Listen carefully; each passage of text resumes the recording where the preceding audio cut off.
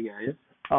So yesterday I recorded the lecture as I promised, but unfortunately, I recorded on this new computer, and when I wanted to post, I wasn't able because they said I should disable virus, which I have no idea what was it. I called help desk the whole night yesterday. They were not able to solve the problem. So I just came back to SNU to be able to record by using another computer. So yesterday we were able to work on this kind of data, which is categorical data. And we wanted to create frequency distribution of the categorical data. As I mentioned in class, it is important to differentiate between numerical and non-numerical data because the way we can analyze numerical data is different from the way we can analyze non-numerical data. And the non-numerical data can be categorical. When we say categorical data, it means that data is grouped in categories. For instance, with this sample data on soft drinks, you can see we have a number of categories. One is Coke, we have Diet Coke, we have Pepsi, and so forth. Those are categories. But also we can say this data is non-numerical because we don't have any numerals. All we have are the names, and we have Coke, Diet Coke, and so forth. So the way we can analyze this is different from the way we can analyze numerical data.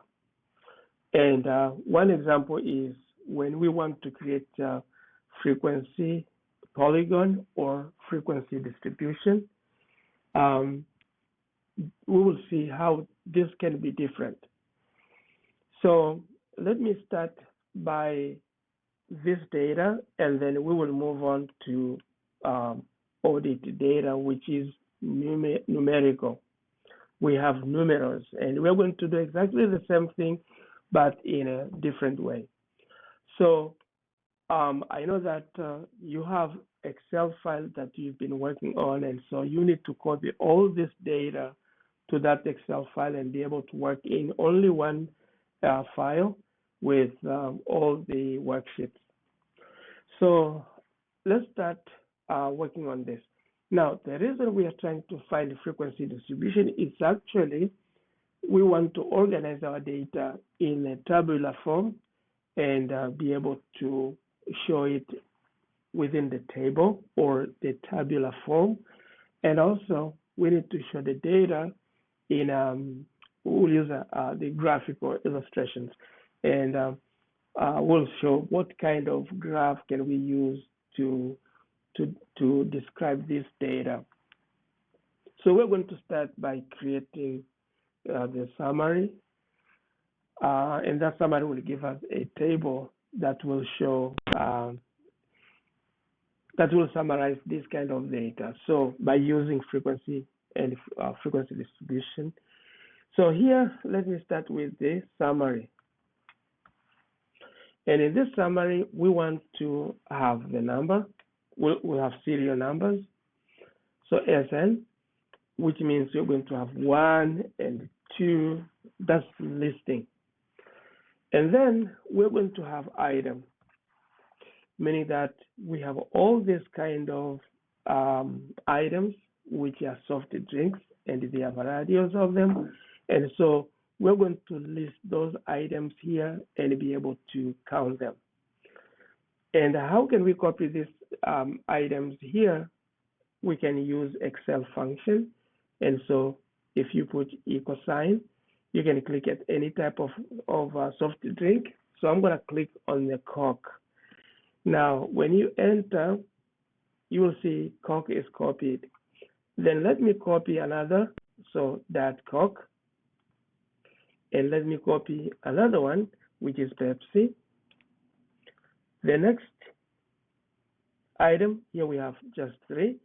Let me go with that Dr. Pepper and enter. And Here we have sprite and enter. So you can see that those are the products which we have here. So I'm going to highlight these two, and then you can see this dot here. I'm going to put mouse there, and you can see the cross sign, and I'll double click. So when you double click there, then the computer understands the sequence. So the sequence here is 1, 2, and so what follows is 3, 4, and 5.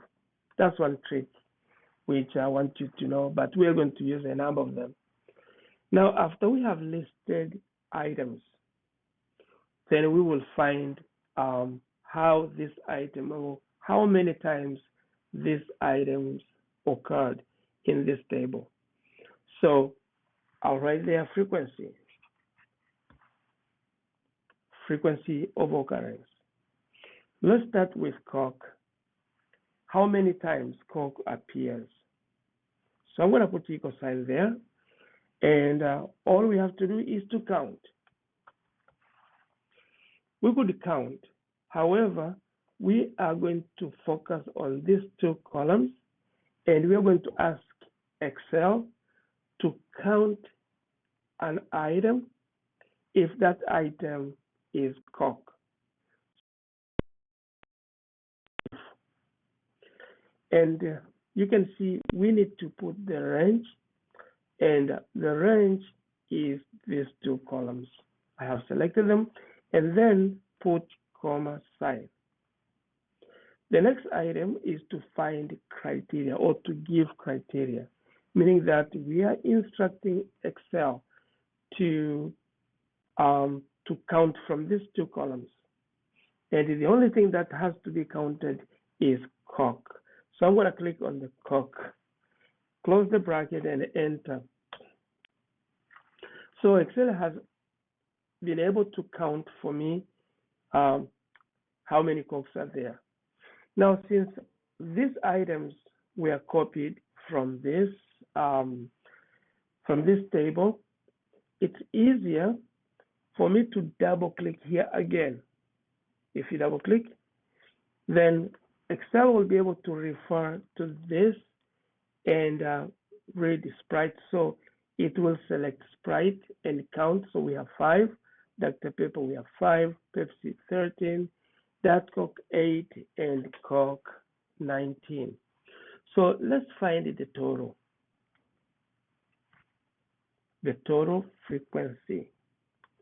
So to find the total, we can use function which is sum. So I'm going to put equal sign there and type SUM, and it is here.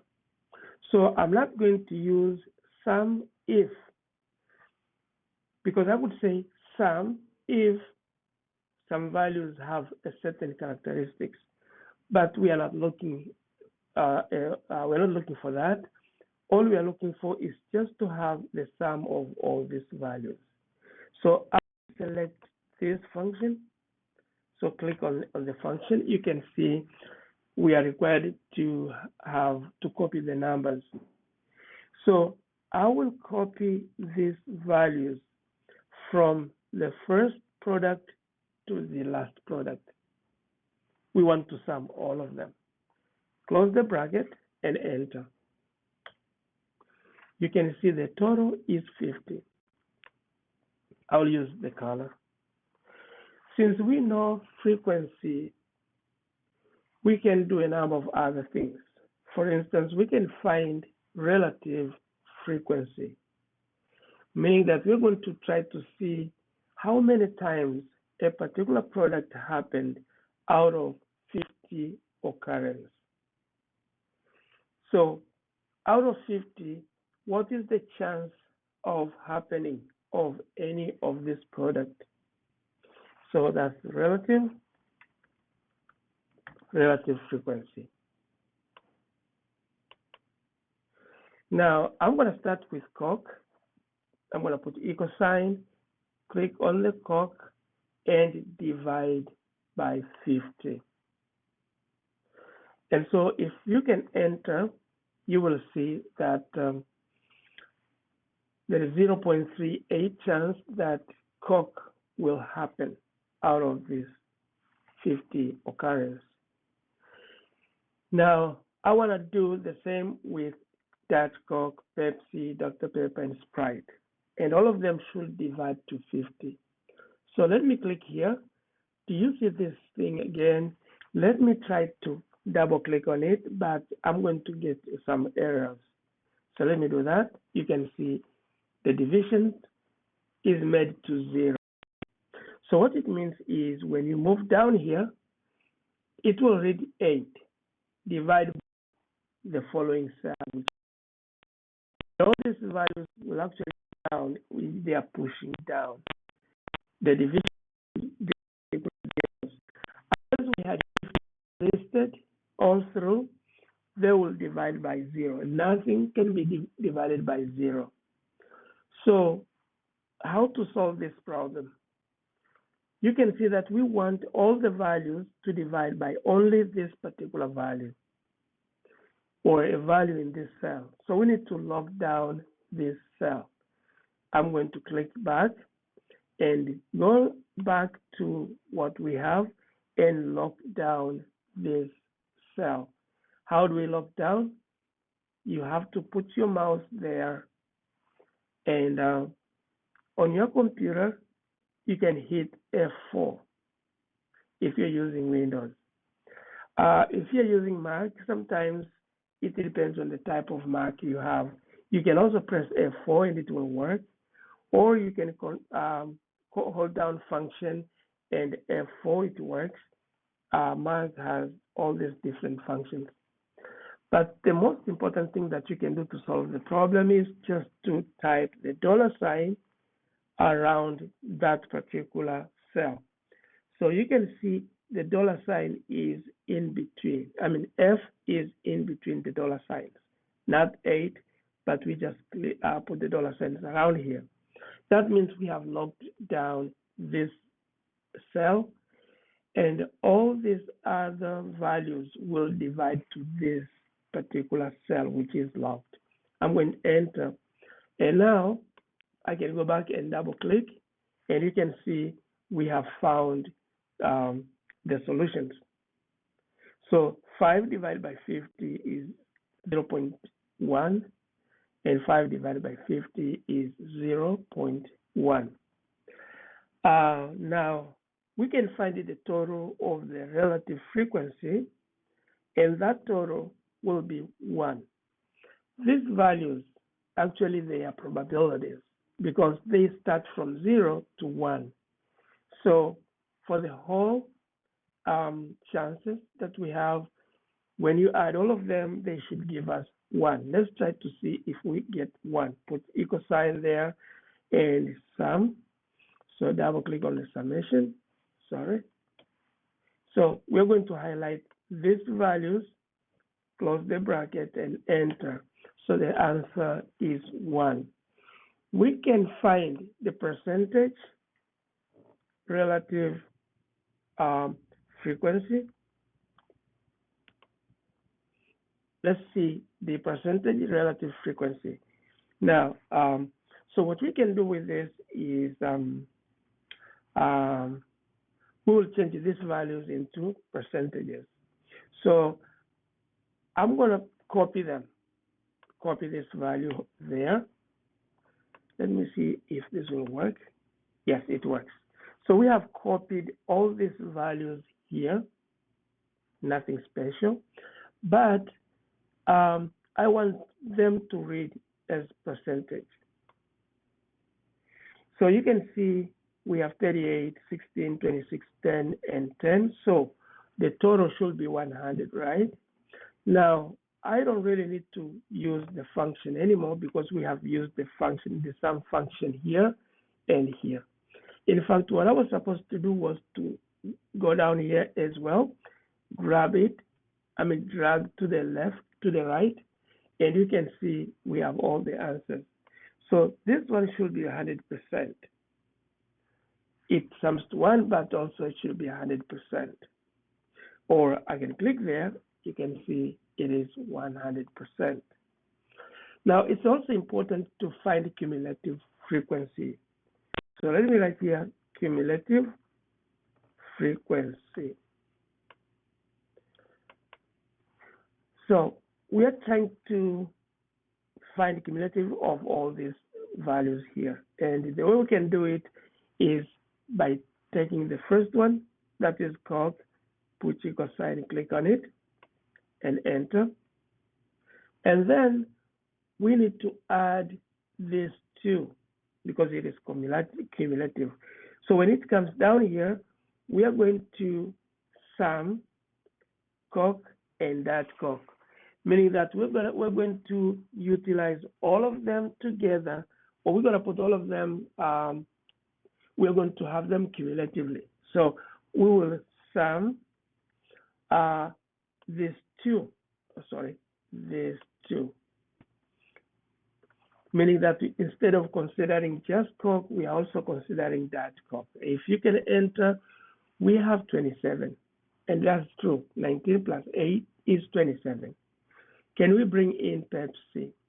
So that means we're going to add Pepsi here from 27 and 13. So let's do it. Put equal sign, sum, and we are going to highlight them and enter. You see we have 40. 27 plus 13, it is actually 40. So let's bring in Dr. Pepper as well. Put equal sign, and I'm going to use the summation of all these frequencies. We'll get 45, and finally we're going to add all of them. We're going to include Sprite, so we'll sum all of them, and the answer will be 50. So that's the cumulative. I will give you an example of how we can explain this. So let's say you are selling this product. If you are selling just Coke, we know that consumers have different tastes. Some consumers would love to use Coke, Pepsi, or whichever soft drink they may want. So if you are selling just Coke and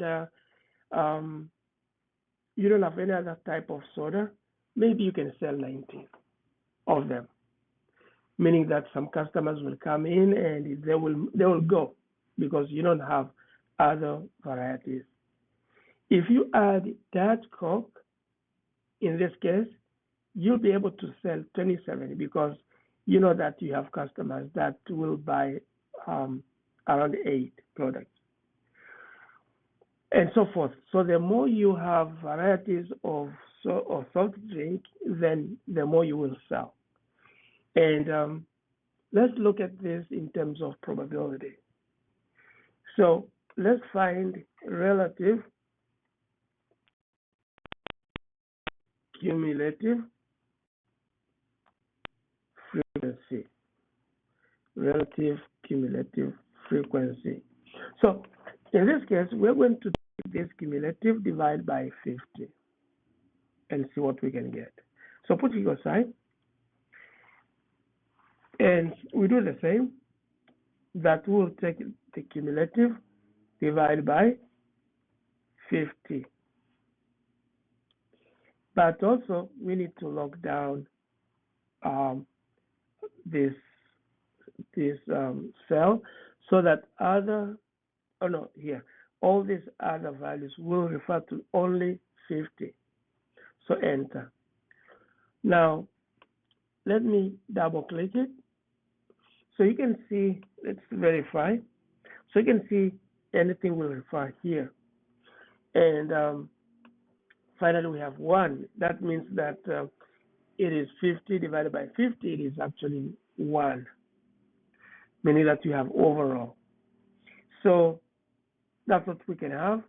And we can find the percentage relative cumulative frequency. So let's go with the percentage relative cumulative frequency. So in this case, I will do exactly the same. copying these values. I'm just copying them, and I'll double click here, and then I'll change them into the percentage. And so you can see from here we have 30%. When you move down to here, we have 54%. Moving way down, we're going to have 80%. Having less of sprite, you have 90%, but when you have sprite, it will make 100%. So these percentages are increasing as you have increased these items. So this is how we can create the tabular form of, or the summary of all these products in a tabular form. And that will make sense. I'll go back to these items here. We have items and frequency. So we can actually put this in a graphical order. And the best one is the pie chart to show the contribution of each of these orders to the total, which is 50. But we'll change this into percentage, but we'll do it along the way. So how can we create the graph for this? So you can highlight this and then go back to your computer and insert. I'm using Mac. I believe even Windows will be the same. Click on the insert, and you will see the list of graphs that you can use. And in fact, you can start with the recommended chart. And if you click there, you will see the pie chart is suggested. But I'm not gonna, please don't go with this for now. Let's try to find the pie chart from here, where we can have 2D and 3D. And so I will select 3D. And here we have our 3D pie chart. The next thing is to work on this and do some changes.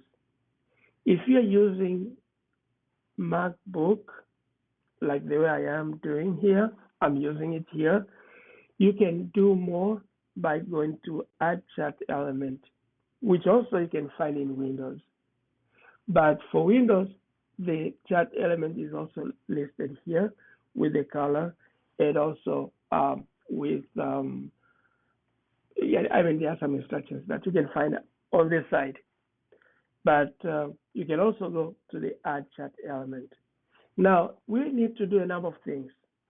We need to improve the label if this is not enough. And also we need to put values for each of these sections. Like we want to know what is the percentage or what is the value of each of these pieces of the pie chart. Here we have regions. Either we can keep them or we can remove them depending on your choice.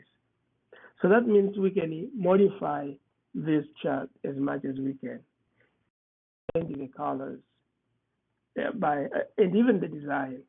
We can select one of the designs on the top, but let's do something first. I'm going to go to the chart element and also work on the title. So either we may not have the title, or we can put the title on the top as it is. We can center the title, and we have more options of what we can do. But let's do the title where it is. And I'm going to change it. And so I'll write frequency of the soft drinks. You can put any title you want as long as it represents the data we have. The next thing I'm going to do is I don't need these legends. So I'm going to go to the Add Element and go to the data, to the legend here. And I don't need it, so I'm going to go with none. So you can see they are gone. Still, I need to put values here. So I will go to the chart elements element and click on the data labels. And then we may put labels at the middle or at the center, inside the end, outside end, or best fit, and more. So I'll go with the best fit for now, but you may have your own choice. Go for it. So I want the values to be here. Now you can see we have 13, 8, 19, 5, and 5 as what we have on our table. However, I want this to look, to be in percentages. So I'm going to go back to the chart element and go to data labels. And then I'll go to more options. You have that in the Windows as well. So if you go to more options, you'll see them listed here. Now, I'll do a number of things here for now. I'm going to change values into percentages. So click on the percentage. You can see all the values we have values and also we have percentages. I will remove the values. And so we are remaining with percentages. The next thing is to put the names. We have no idea what is this for. This one as well, and 38. Yeah, unless we go back to the table to know what is 38. What is 10% and 10%? I'll go to the table and note Dr. Pepper and Sprite are giving us 10% each. So why don't we put those names here? So how do we do that? You can go to what is value from cells and check it. Then you're going to have this kind of a table, and it tells you to select data label range. So we can do that by selecting the items. So we have Coke, Diet Coke, Pepsi, Dr. Pepper, and Sprite. So those are the labels that we want to show on our pie chart, and click OK. Now you can see we have names and also we have the percentages. I love this. You could do any other thing that you may think will make your pie chart look good. But for me, I'm all set. You can also change the style if you want. It is up to you. So I'm going to stop there, knowing that my pie chart is good. And you can see this is actually the summary of what we have in terms of visualization. And also, we can see that we have like the summary in terms of this is a tabular form. And that's how we can deal with non-numerical values or categorical values. So the next clip will show how we can deal with the audit value, with numerical values. How can we create the frequency, polygonal frequency table, and the kind of visualization that will express the numerical data. So let me stop here for this.